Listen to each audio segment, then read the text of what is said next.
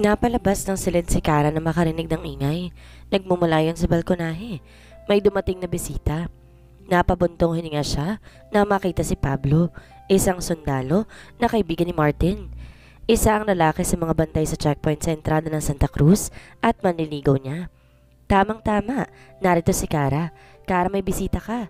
Ani Martin nang makita siya. Magkasabay na lumingon sa gawing niya sina Mark at Tim. Nakangiti sa kanya masungid na manliligaw, samantalang seryoso mukha ng huli. Pasensya na Martin, medyo masama ang pakiramdam ko eh. Gusto ko magpahinga.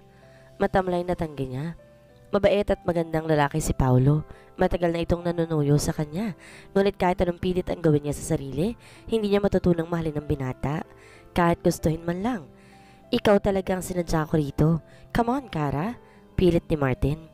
Hindi na siya nakatanggi nung lapitan sa ng huli at igiya sa upuan katabi ng sundalo. Kamusta? Nakangiting bungad ng panauhin. Masiglang iniabot sa kanya isang bungkos ng palang rosas. Salamat. Hindi mo ba duty ngayong gabi? Tanong ni Kara. Hindi niya sinasadyang mapasulyap kay Tim na nooy nakatitig sa kanya. Kaagad niyang binawi ang tingin. Hindi pa rin nagbabagong epekto ng titig nito sa kanya. Her heart pumped like a confused tornado, making her cheeks red. Ililipat ako sa day shift. Natuwa nga ako dahil mabibisita na kita sa tamang oras. Hindi katulad dati na naiilang akong dumalaw. Walang gatol na tugon nito. Daig mukha nitong flashbulb na isang digital camera sa sobrang kasiyahan na makita siya. Excuse us. Sa tingin ko dapat na kaming umalis na Tim. Kara, bahala ka na kay Paulo. Nanunoksong paalam ni Martin. Hindi alam ni Kara kundi nadaya lang siya ng paningin niya. Pakiwari niya parang ang katawan ni Tim nang tumayo ay mukhang masama ang tingin sa kanila ni Paulo. Itutuloy ko lang yung report na ginagawa ko sa kwarto. Maya-maya na lang ako susunod sa ibaba. Anito kay Martin. Ang paningin nakatutok sa kanila. Okay, ikaw ang bahala, sabi ng anak ni Nora. Sumisipol pa ito ng bumaba ng hagdanan. Kailan pa rito sa inyo yung bisita?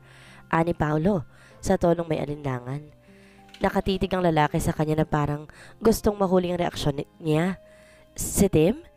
Tumango ito ngunit ayaw niyang hiwalayin ng tingin. Wala pang isang linggo. Isa isang researcher at writer na kumuha ng impormasyon tungkol sa coconut plantation para sa gagawin niyang libro. Aniya, gaano ninyo siya kakilala? Baka mamaya, kaibigan siya ng kaibigan ni Martin, a sort of referral by name? Sagot niya. Biglay nakaramdam siya ng inis sa kausap. Parang pinagdududahan itong pagkatao ng dati niyang nobyo. Mag-iingat ka sa kanya, Kara. Anito, his fingers crossed over his thighs. Napatingin siya rito. Mag-iingat na ano? Mag-iingat. I mean, hindi siya mismong kakilala ninyo. Malay mo baka mabait si Tim. Salo niya. Tila nanigas ang panga ng manliligaw. Paano mo nalaman? Kailan lang kayo nagkakilala? Nagtatakang sabi nito. Kasi hindi siya i-recommenda rito kung hindi siya mapagkakatiwalaan, hindi ba? Napabuntong hininga si Kara. Kung maaari nga lang yung sabihin dito na dati yung nobyo si Tim. Marahil ay titigilan na siya nito, ngunit hindi maaari. Hindi na kailangan. Basta, mukhang may gusto siya sa'yo. Bantulot na dugtong pa nito. Napailing siya. Di lumabas ang totoong dahilan, kaya siya pinag-iingat ito kay Tim. Nagsiselos ang lalaki. Sinamantala ng isip niya ang pagkakataon, umiba ng direksyon, sa direksyong matagal na niyang iniiwasan, ang pagtuunan ng pansin ng pisikal na pagbabago ng dating nobyo. Napangiti siya. Kung magandang lalaki si Tim noon, higit ang kagwapuhan nito ngayon. Lumugar sa tama, may mga muscles ito sa katawan. Humusto ang tindig at lumapad ang mga balikat. May karapatang pagsilosa nito. Kara? Pukaw ni Paulo. Nagtaka ito sa biglang pananahimik niya. Paulo, kung pwede sana. Gusto ko na magpahinga sa ibang araw na lang tayo mag-usap. Pasensya ka na. Yumuko ang lalaki. Naramdaman ng panlalamig niya. Naghibit balikat ito at maya-maya, nagangat ako ng ulo sa katumingin sa kanya. Ikaw ang bahala. Magpapaalam na ako. Malungkot na sabi nito. Naiwan si Kara sa balkonahe. Napadilat siya ng mapatingin sa painting sa wall. Oh my God! Pabulong na naibulalas niya. Naalala niyang naroon ang initials niya sa dalawang canvas. Nawala sa loob niyang alisin ang mga yun doon nang dumating si Tim. Nakita na kaya nito ang mga yun? Napansin kaya nitong initials niya? Ano ang naging reaksyon nito? Ang natatandaan niya mahilig sa painting si Tim. Ito pa nga nagkikayat sa kanya na ituloy ang talento niyang yun. Naiiling na lumapit sa ron at nanginginig ang mga kamay na inabot niyang unang painting para tanggalin sa pagkakasabit. Ngunit hindi pa niya naibababa iyon na magsalita si Tim. Napakistot siya sa gulat. Maganda ang paintings na yan para alisin mo. Seryosong komento rito. Nakasandal ito sa bukana ng balkonahe. Nakahalokip-kip at nakatitig sa kanya. Sabi niya, matagal nang nakadisplay dito yan. Nakakasawa na eh. Papalitan ko na lang ng iba. Kanda otal, sabi niya. Anong ipapalit mo? Paintings din? Oo. Hindi, iba. Basta iba. Aniya. Gusto niyang kurutin ang sarili sa pagkakamali. Gusto niya ring tingnan sa salamin ng dila niya para siguro hindi na pilipit yon. Nagbuga siya ng hangin palabas ng bibig. Nang tingnan niyang lalaki, nakangiti na ito. Napakunot ang noo niya, kasabay ng paniningkit ng mga mata. Ikaw ba ang nagpaint ng mga yan? Muling tanong nito, nalalo niyang kinataranta. Hindi ko alam kay Tita Nora. Mabilis na sagot niya sa binata. Sa wakas, naibaba niya ng unang painting. Ang ikalawa nang aabutin niya nang lumapit ito para tulungan siya. He stood a few beds away from her, bringing her nostrils in pleasant trauma with his aromatic cedarwood masculine scent. Nahawakan ito ang mga kamay niya na nakadakot sa frame niyon. Mistulang boga ang puso niya. Pakiramdam niya sa sabog yon, bringing shockwaves to her body. Hindi siya sigurado pero parang sinadya nitong ginagawa. Makahulugan din ang ngiti nito habang nakatingin sa kanya. Magaling ka palang mag-paint. Nag-aaral ka ba ng painting course or you really have the talent? Nagsalubong ang mga kilay ni Kara. Hindi nga ako nag-paint niyan. Hindi mo ba narinig? Singhal niya, diffusing herself with guilt. Hey, nagtatanong lang ako. Sorry. Anito. He tried to grasp her shoulders but she shook his hands off. Hindi siya kumibo. Binuhat niya ang paintings para dalhin sa salid niya. Hindi mo ba ipapaalam muna kay Tita Nora na inalis mong paintings niya? Sinilapan niyang lalaki na seryosong nakatingin sa kanya. May permiso na ako. Dati pa. Aniya. Aktong hakbang na siya nang hinagipit na siya nito sa kaliwang braso niya. Kara, pigil nito. Napatingin siya sa mga mata nito. She swallowed. His gaze seems to penetrate through her, invading her thoughts. Ipinanigdas niya ang braso at nagmamadaling tinungo ang silid. Inilak niyang pinto niyon. Naiwan si Tim na nag-iisip. Hindi niya maintindihan ang iniakto ni Kara. Bakit napaka-defensive nito? May itinatago ba ito sa kanya? Why did she seem possessive of the pictures? Bakit pare itong sinisilaban kapag katabi niya? Why did she look apprehensive every time he approached her? Naguguluhan talaga siya sa babaeng yun. Kasalukuyang tinititigan ni Kara ang painting sa tinanggal niya sa balkonahe nang may kumatok sa pinto na silid niya. Napaawang ang mga labi niya sa kaba. Sino yan? Walang ingay na lumapit siya roon. Ako ito, Kara. Anang tinig. Kaagad niyang binuksan iyon nang marinig ang boses ni Nora. Ngumiti ito nang makita siya. Pwede ba kitang makausap? Anang matanda. Tinabihan niya ito na maupo sa gilid ng kama. Tungkol saan, tita? Nakakunot noong tanong niya. Kinuha nito ang mga kamay niya at pinisil ang mga iyon. Tungkol kay Tim, iha. Parang napaso siya sa sinabi nito. Mabilis siyang tumayo at tumungaw sa bintana. Naroon si Tim sa harapan ng restaurant. Kausap si Martin. Alam ni Nora na dati yung nobyong lalaki, pati ang pinagdaanan nila nito. Hindi siya nito nilubayan sa mga tanong na mapansin nito ang kakaibang relasyon niya nang unang dumating doon ng binata. Kaya pa siya siyang ipagtapat dito ang buong pangyayari. Ano ang tungkol sa kanya, tita? Alam kong hindi ako dapat makialam sa personal na buhay mo, iha. Pero sa tingin ko, kailangan niyang malaman ang buong katotohanan. Sabi ng ina ni Martin. Tumayo ito at nilapitan siya. Lumamlam ang mga mata ng dalaga. No, tita. Ayoko. Umiling-iling siya. Walang dahilan para gawin ko yon. Pero mahal mo pa rin siya. Alam ko at nararamdaman ko yon, iha. Mas makabubuting mag-usap kayo. Nag-init ang mga mata niya, kasabay ng pagsikip ng dibdib. Tita, ang pinakamabuting gawin ko ay manatiling tahimik. Maayos ng buhay ko.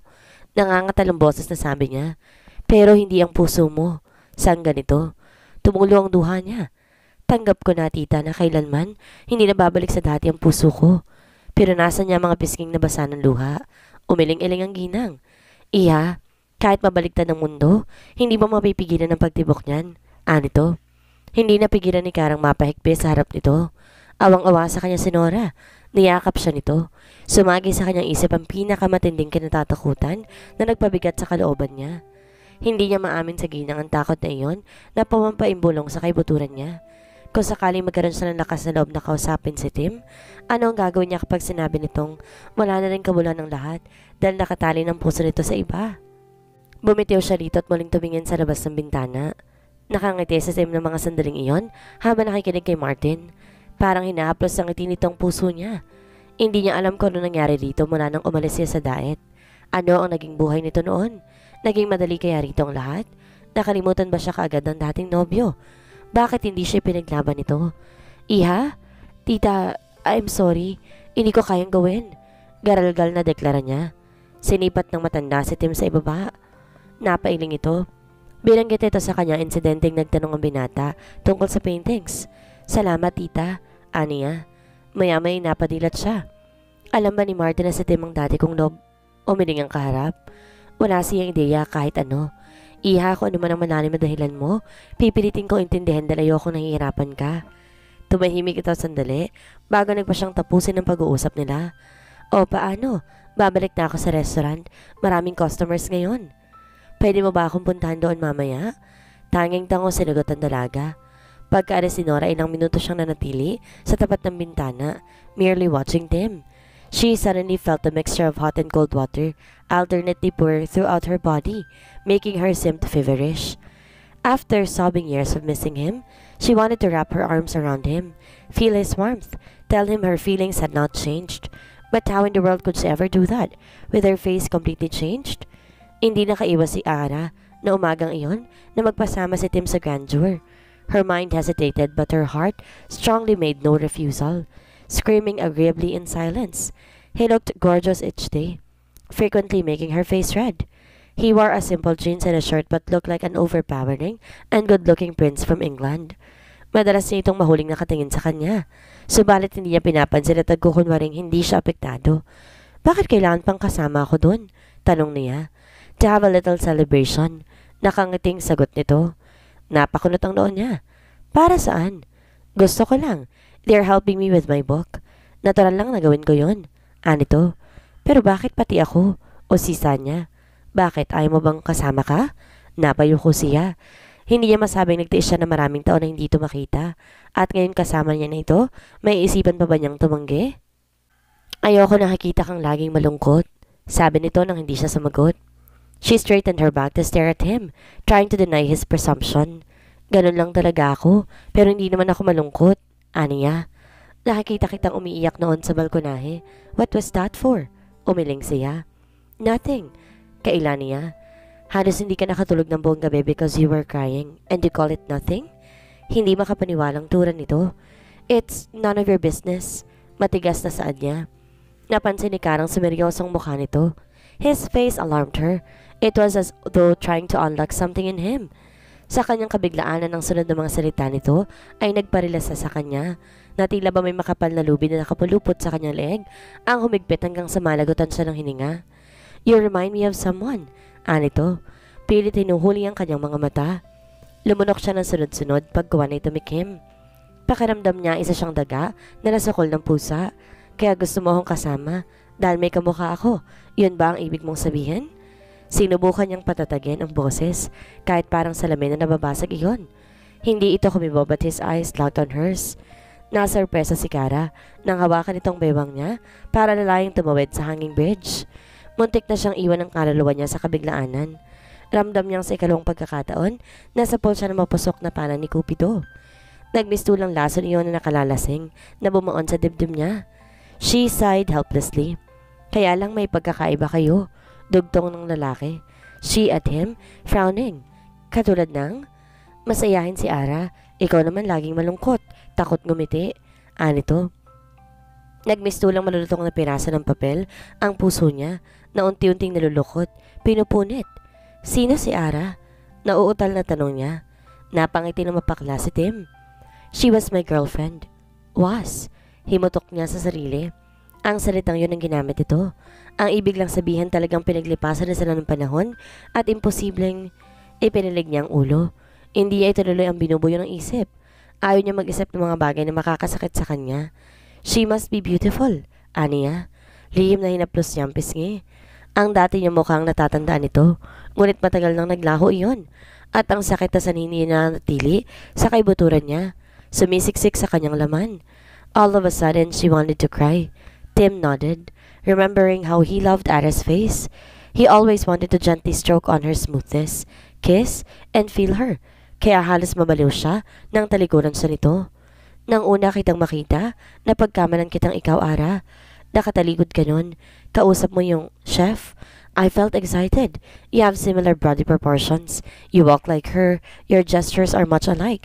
And your voice, you have the same familiar pitch. I nearly sank down with my nonsense imaginations until I saw you wore a different face. Malungkot na kwento nito. Nanuyo ang lalamunan ni Kara sa narinig. Kung hindi lang sana masyadong komplikado mga bagay-bagay, tulad na naiisip niya, gusto niyang pakawalan ng muong bigati sa kanyang kalooban. May mga tao talagang nagkakawig sa itsura at sa pananalita. You thought we are pero malaking kaiba namin. Maganda siya, aniya. Pinukol siya nito na nakapapanlambot ng tingin. But you are lovely in your own way, anito. In my own way. Paulit-ulit na usal niya. Lovely in my own way. Sigurado siyang hindi ang mukha niyang tinutukoy nito. Oh, how she hated this damn face. She hated her father too. Ito ang ugat kung bakit namatay ang pagkatao niya. You must be kidding. Sarkastikong komento niya. Nagpatiuno na siya maglakad patungo sa grupo ng iba, nakasalukuyang namamahinga at nakaupo sa mahabang bangko na naroon. Ayaw niyang marinig ang susunod pang sasabihin ni Tim. Magandang umaga po, Miss Kara. Bati ni Mark. Ngilitian niya ito. May salo-salo daw po kayo ngayon? Tila nahihiyang umiti ito. Magpapakain daw po ni Sir Tim. Sabi nga namin wag na eh. Magagastasan pa siya. Pabirong dinunggol ni Tim ang balikat nito. Para yun lang? Wala sa akin yun. Aniya sabay sulyap kay Kara. Napatingin din ang huli sa kanya. Matapos ang halos isang oras na masayang salo-salo, isa-isang nilapag ng dalawang kasambahay, ang 4 na klaseng minatamis, sa mesang kawayan sa harapan nila. Kung gaano katagal ang inilagay roon ni Kara, ganon din ang pagkaasiwa niya. With him, things had not been easy, though her sentiments seemed to have melted whenever he paid her much attention. Ngayon pa man, it made her awkward most of the time. Paano? Nagmisula sila magnobyo sa harap ng mga kasama. Napakalambing nito. Sumobra sa katamtaman ng ginawang pag-aasikaso nito sa kanya. Abot pa ba ako? Malakas na bati ni Martin. Kadarating lang nito. Abot ka pa sa dessert?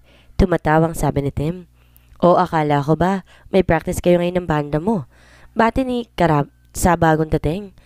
May sakit yung drummer namin kaya umuwi na lang ako. Anito. Tumabi ito sa kanya. O ginawa na kita ng paborito mong dessert nang malaman kong narito ka rin pala. Namula mga piskin ng dalaga na makitang hawak ni Martin. Ang paborito ni Ara na fresh strawberries na tinunaw sa parlored may kaasukal. Gusto niyang takpan na sandamakmak na belo ang ulo niya dahil sa nag-uumapon na tensyon sa kanyang katawan. Sana naging pagong na lang siya ng mga sandaling yon para madali niyang may tatagong ulo. Hindi siya makatingin kay Tim, ngunit alam niyang nagitla ito at namalas sa taninig. Marahil nag-iisip na naman ito sa pagkakahawig nila ni Ara. Dapat na agapan niya si Martin. O bakit? Ayaw mo? Nagtatakang talong ng huli. Gusto pero busog na ako. Impit na sabi niya. Naninibago ko sa iyo ha? Komento ng lalaki. Inabot ito ang server ng minatamis na beans at naglagay sa platito. Walang busog-busog tayo pagdating sa dessert na yan. Mukha yatang napahiya ako. Ibinaling nito ang tingin kay Tim. Paborito niya kasi yan. Anito. Lalo pa nag-init ang mukha ni Kara. Kamusta nga pa ng libro mo? Tanong niya sa dating katipan. Nang sagay mailigaw niyang pansin nito. Ngunit hindi kumibaw ang lalaki na higit na nakapagpakaba sa kanya. To her tension, he was giving her a strange look as if measuring her thoughts, making her words torn and crushed. Tim? Kumurap-kurap ito. Ngunit nanatiling nakapakon tingin sa mga mata niya. He seemed startled. His perfectly bushy brows were screwed up, paying no heed to her question. Tim, pag-uulit niya. I'm in the middle of it, running perfectly good. He answered to her relief. Hope you're enjoying to stay here, singit ni Martin. Yes, very much. Much that I'd like to stay longer to have a profound research, anit Tim, stressing the last words. Good. Nakita kasi kami ng kaibigan ko na taga-Lukban. Inimbata niya ako sa lugar nila. Sabi niya pwede ako magsama. I want you and Kara to go with me. Pwede ba? Bahagyang nagliwanag ang mukha ng kausap. Sumang-ayon ka agad ito. Kailan? This coming Friday. Sa linggo ng hapon ang balik natin dito. Okay. Sige. Kara? Baling sa kanya ni Leandro. Sige. Pagbukas ni Kara ng pinto ng kanyang silid, ng umaga ng Biyernes na iyon, natuwa siya na makita si Tim na nakatayo sa labas. Nung kunin nito ang bag niya, namula siya. Nahulaan niyang naghintay ito sa kanya. Magaan lang naman to. She tried to tell him, half smiling. Kahit mabigat, okay lang. Baka may nakalimutan ka. Anito. His stare seemed to numb her, making her blood stultified for a moment. Wala na. Sa tingin ko kung may makakalimutan ako, sarili ko yun. Aniya. Napakunot nung napatingin to sa kanya. Tila nag-iisip. Ngumiti siya. Biro lang. Si Martin? Naghihintay sa ibaba. Nauna si Tim na bumaba ng hagdanan. Naabutin niyang seryoso nag-uusap ang mag-ina sa labas ng pinto. Mukhang gulat ang ekspresyon ni Martin habang nagsasalita si Nora. Parang meron itong ayaw paniwalaan. Huminto ang mga ito sa pag-uusap na maramdamang naroon sila ni Kara. Oh, narito na sila. Ingat sa pagmamaneho, Martin. Paalala ng ina habang pinagpapapalit-palit ang tingin sa kanila. Don't worry, tugon nito. Sabay halik sa matanda. Magaling na driver ang anak ninyo. Kahit ikaw pang pinakamagaling, dapat extra careful ka pa rin. Anito. Bumaling ito sa dalaga. Kara, sandali. Niyakag siya nito sa gawing restaurant. Mukhang ayaw nitong iparinig sa ibang sasabihin. Nabanggit sa akin ni Martin ang tukos sa nangyari noong makalawa sa bukuhan. Napansin daw niyang kakaibang kinikilos niya ni Tim, kaya nagtaka siya at hindi na iwasang ikwento sa akin. Sa kagustuhan ko rin, ipinagtapat ko na tuloy sa kanyang nalalaman ko. Sana'y maintindihan mo ko, iha. Nginitian niya ito. Mas mabuti na nga rin sigurong alam ni Martin ang totoo, tita. Anong sinabi ni Tim, iha? Nagtanong ba siya? Tanong ni Nora. Umiling siya. Wala siyang binanggit kahit na ano, tita, pero nag-aalala ako. Alam ko iniisip niya yun hanggang ngayon.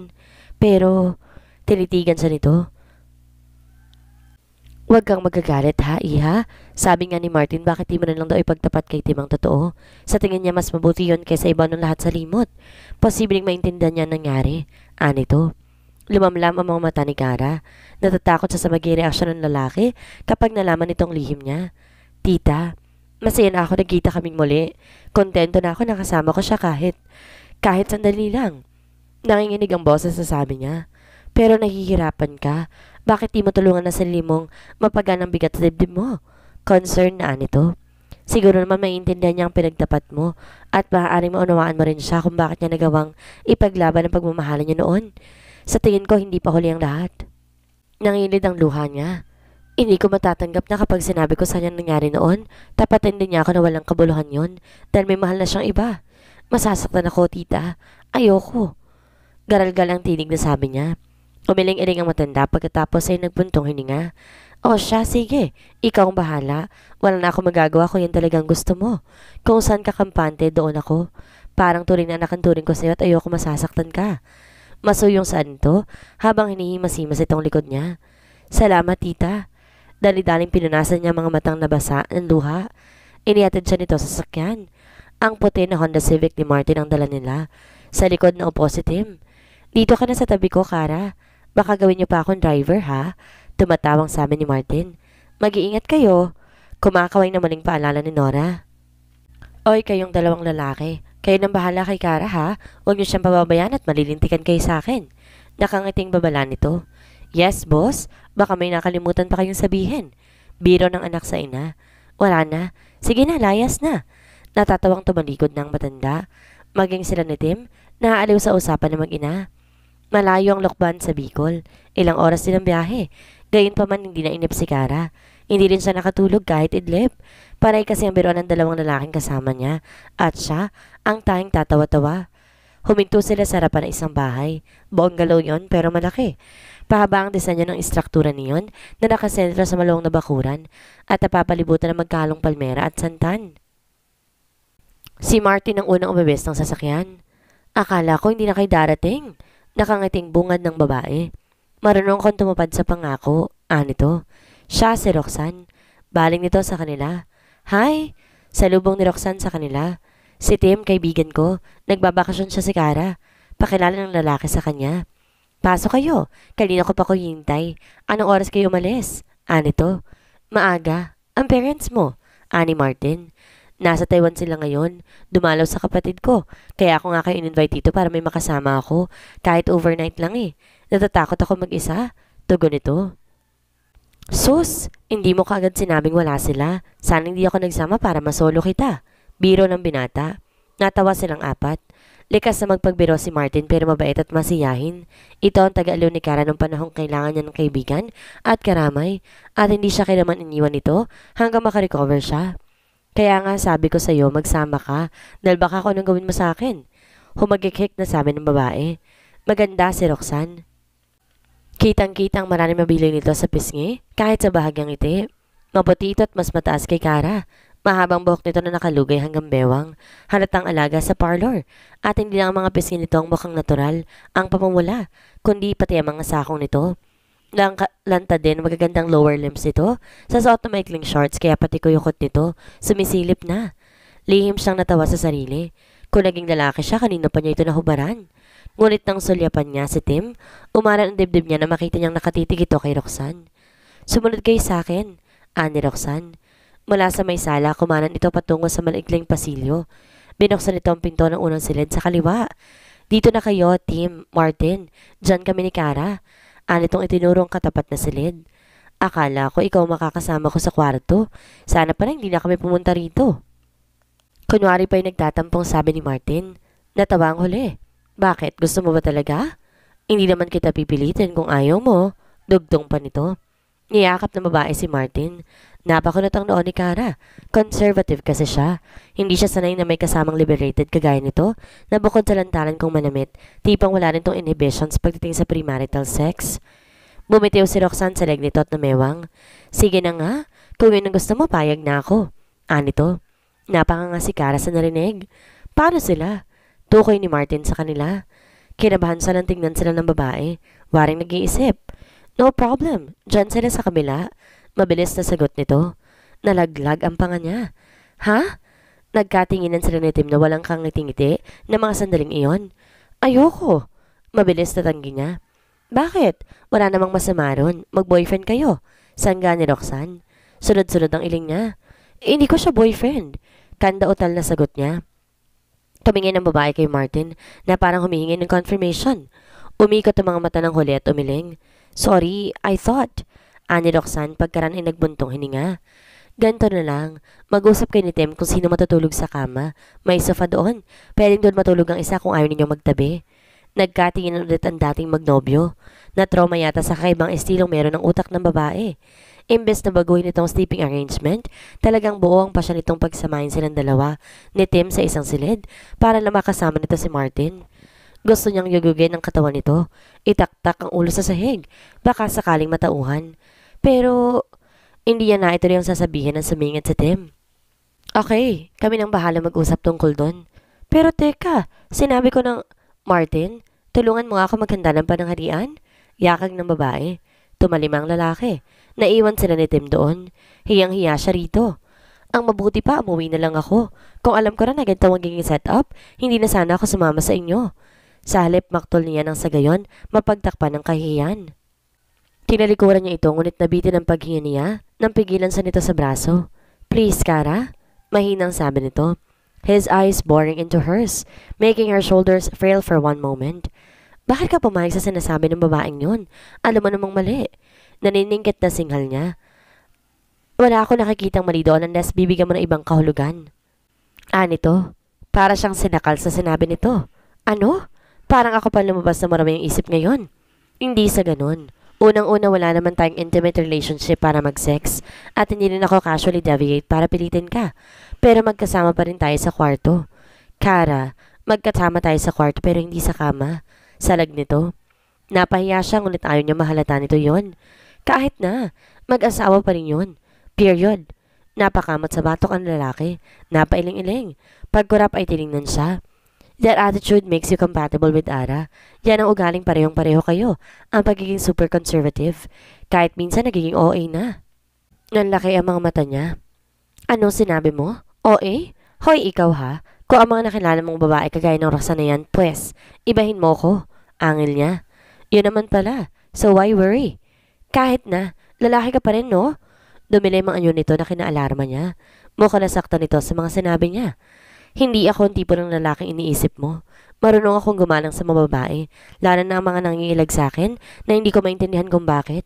Pasaring nito sa kanya. Natigilan siya. Tama si Tim. Kilalang kilala niya ang dating nobyo. Tunay na maginoo ito. Wala siya natatandang pangyari na binastos o sinamantala siya nito kaya nga lalong napamahal ito sa kanya. Saka pwede ba? Huwag na mo akong ikukumpara sa ex-girlfriend mo dahil wala siyang maisip na pagnugtong sa sasabihin dahil wala naman talaga silang pinagkaiba at lalo siyang nablangko nang mapadakong paningin niya sa mga mata nito. Okay, sige, pupayag na ako. Pero wag kang magkakamaling lumagpas sa borderline dahil kung hindi pagsisisihan mo yon. Maliwanag ba? Napangiti si Alex sa huling sinabi ng dalaga. Parang tigre rin pala to kung magalit. Kung sa bagay, mas gusto nga niyang gayon kaysa makitang tahimik ito. Parang pasan ng mundo. Pinaningkitan siya nito ng mga mata. Anong iningiti-ngiti mo dyan, ha? May nakakatawa ba sa sinabi ko? Pinalapad niya ang ngiti para lalo pang inisin to. Ang sabi ko, anong nakakatawa? Ulit nito. Ikaw. Matipid na sagot niya, ngunit nakapanlaki ng butas ng ilong para sa babae. Umabot yata sa hairline ang taas ng kinay nito at namewang. Hindi ako nakikipagbiruan sa'yo, Tim. Sino ba nagsabing nagbibiro ako? At bakit naman ako nakakatawa? Mukha ba akong clown? Yung reaksyon mo kasi, para kang i-rape. Aniya, inirapan sa nito. Mabuti na yung may paunang salita. Baka mamaya,